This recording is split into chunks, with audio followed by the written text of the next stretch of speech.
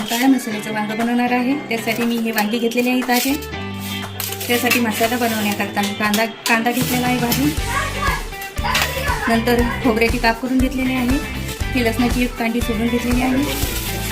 ह्यात 5-6 हिरव्या मिरच्या घेतलेल्या आहे. त्यासाठी मी हे तीळ घेतलेले आहे, शेंगदाणे घेतलेले आहे. आता आपण वाटण बनवण्याकरता भाजून घेऊ. थोडंसं तेल घेतलेलं आहे. त्यामध्ये खोबरं टाकून घेऊ आपण. आता खोबरं चांगलं काळं होण्यापर्यंत तळून घेऊ.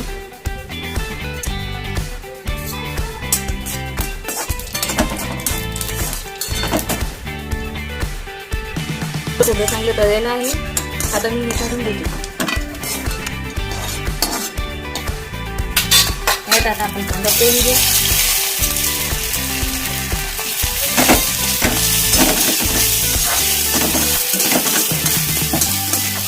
कांदा मी अगोदर भाजून घेतलेला होता. आपला कांदा आता छान झालेला आहे. आता काढून घेतो मी.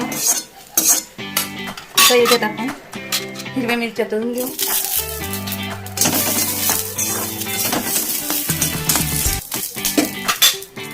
तेल टाकून तळून घेऊ त्या चांगल्या. लसूण तळून घेऊ.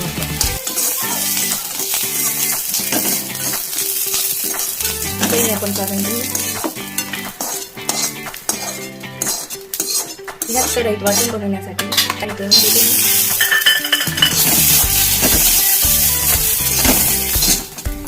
चांगले लाल तळून घेतलेले आहे मी. आता काढून घेऊ. त्यात आपण तीळ भाजून घेऊ.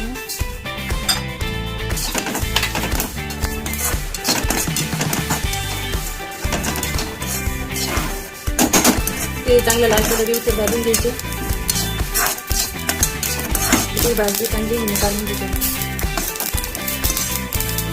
आपण आता कट करून घेऊ.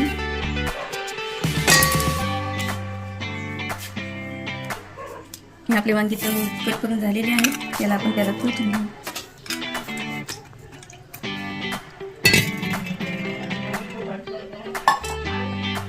वांग्यामध्ये थोडंसं मीठ भरून घेऊ.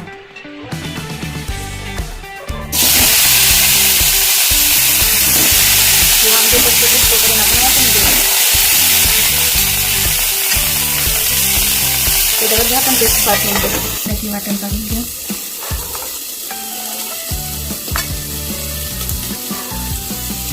यामध्ये थोडीशी कोथिंबीर घालून आपले वांगे चांगले परतलेले आहे. आपलं हे वाटण असं बारीक वाटून घेतलेलं आहे. आता हे आपण काढून घेऊ. मी शेंगदाणे तीळ काढून घेते.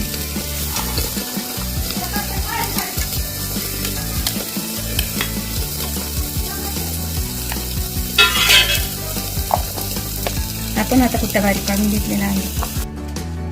वांग्याला थोडं पाणी गरम करून घेऊ म्हणजे तरी येते चांगली. त्यात आपण 3 पळ्या तेल घालून घेऊ.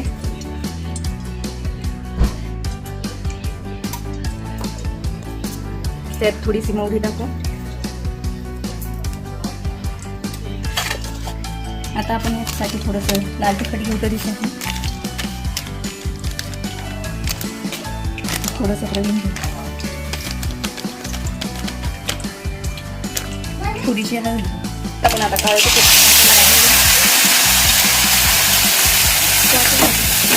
वाटण चांगलं तळून घेऊ. बघा आता यात तिखट ॲड करू. याला थोड्या वेळ मस्त तरी तर परतून घेऊ. हळद घालू.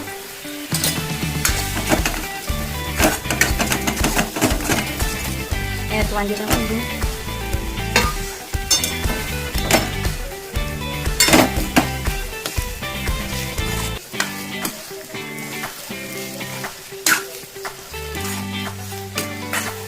आता आपण गरम केलेलं पाणी घालून घेऊ.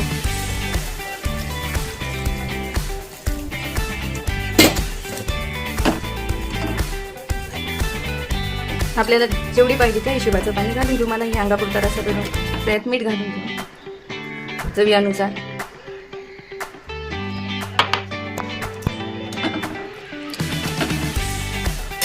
हे बघा याला छान तरी आलेली आहे. आता आपली भाजी छान उकळी आहे. त्यात मी शेंगदाण्याचा तिळाचा कुट्टा घालून घेतो.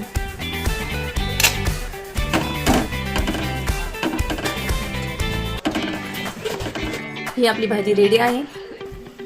तुम्हाला ही रेसिपी आवडली असेल तर लाईक करा आणि शेअर करा.